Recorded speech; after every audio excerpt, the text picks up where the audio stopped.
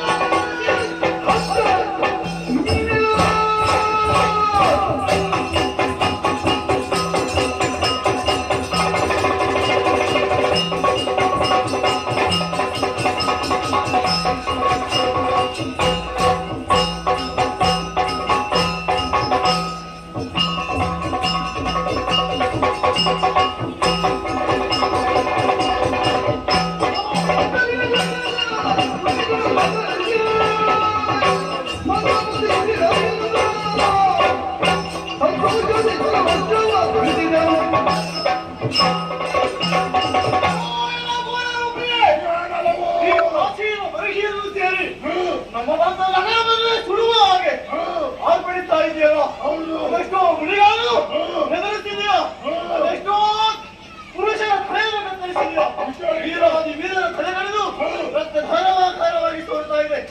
ಹಾಗಾದ್ರೆ ನಿನಗೂ ನಾನು ದ್ವೇಷವೇನು? ನೀನು ಯಾರು? ಯಾಕೆ ಬಂದು ಹೇಳು.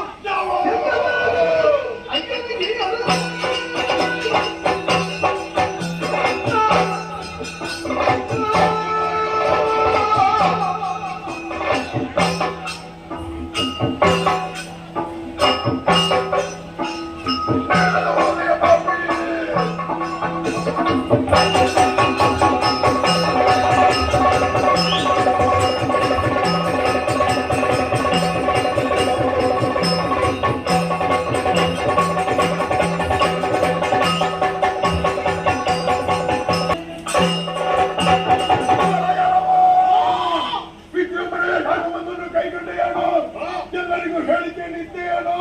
ಕೃಷಿ ಮಣಿಗಳಿಗೆ ಆಹ್ವಾನವನ್ನು ಇದ್ದೇನು? ಎಲ್ಲರಿಗೂ ಅವಿಸ್ಸನ್ನು ನೀಡಿದೆಯೇನು? ಅದರ ಒಂದು ಈಶಾನ್ಯ ಭಾಗವನ್ನು ಮಾತ್ರ ಉಳಿದವಾಗಿಸಿದೆಯ ಪಾಪಿ. ನ್ಯಾಯವಾಗಿ ನೋಡಬೇಕು ಅಂತಾದ್ರೆ ಈಶಾನ್ಯ ಭಾಗವೆನ್ನುವುದು ಪ್ರಭು ಪರಮೇಶ್ವರನಿಗೆ ಸೇರಬೇಕಾಗಿತ್ತು. ಆತನಿಗೆ ಅವಿಸ್ಸನ್ನು ನೀಡದೆ ಈ ಬದುಕಿಗೆ ನಿರೀಶ್ವರ ಯಾಗವನ್ನು ಕೈಗೊಂಡಿಯಾ? ಯಾರನ್ನು ನಿರಾಕರಿಸಿ ನೀನು ಈ ಯಾಗವನ್ನು ಕೈಗೊಂಡಿಯಾ? ಅದೇ ಪರಮೇಶ್ವರನ ಮಗಳಾದಂತಹ ವೀರಭದ್ರ ಬಂದಿದ್ದಾರೆ.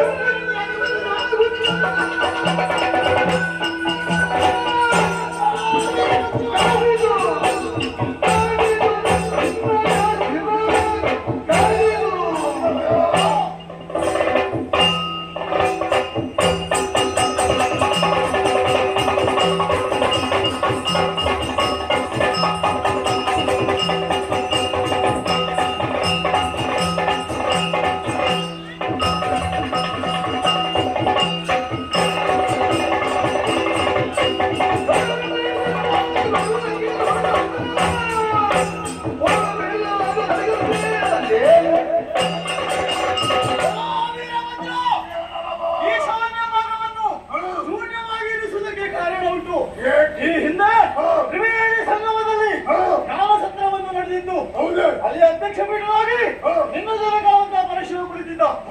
ನಾನು ಹೋದಾಗ ಎಲ್ಲರೂ ನನಗೆ ಮಾಡಿಸಿದ್ರು. ಪರಶಿವ ಗೌರವ ಕೊಡಲಿಲ್ಲ ಎಂಬಂತ ಉದ್ದೇಶದಿಂದ ಕ್ರೋಧಗೊಂಡಂತಹ ನಾನು ನನ್ನ ಪುರವನ್ನು ಸೇರಿ ನಿರೀಶ್ವರ ಯಾಗವನ್ನು ಕೈಗೊಂಡಿದ್ದೇನೆ.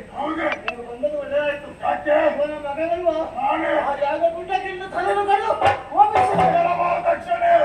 ಅಂದಿನ ದಿವಸ ಅಧ್ಯಕ್ಷ ಪೀಠದಲ್ಲಿದ್ದಂತಹ ನನ್ನ ತಂದೆ ಅಧ್ಯಕ್ಷ ಪೀಠಕ್ಕೆ ಗೌರವವನ್ನು ಕೊಡಬೇಕೆನ್ನುವಂತಹ ಉದ್ದೇಶದಿಂದ ಎದ್ದು ನಿನ್ನ ಜೊತೆ ಮಾತನಾಡದೇ ಇರಬಹುದು.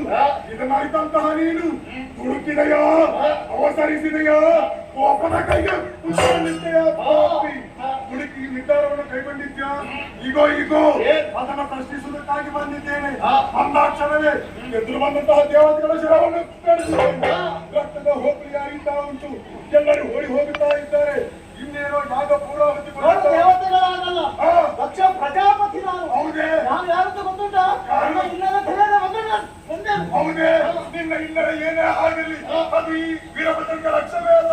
ಎದುರಾಗಿ ನೀನು ಬಂದಂತಾದ್ರೆ ನಿನ್ನ ಶಿರವನ್ನು ಹೋಮ ಕುಂಡಕ್ಕೆ ಹೋಮಿಸುವಂತ ಕಾಲಕ್ಕೆ ಯಾರು ವಿಧಿರೋಗುತ್ತಾರೆ ಎನ್ನುವ ಹಾಗೆ ನೋಡಿ ನೋಡುವ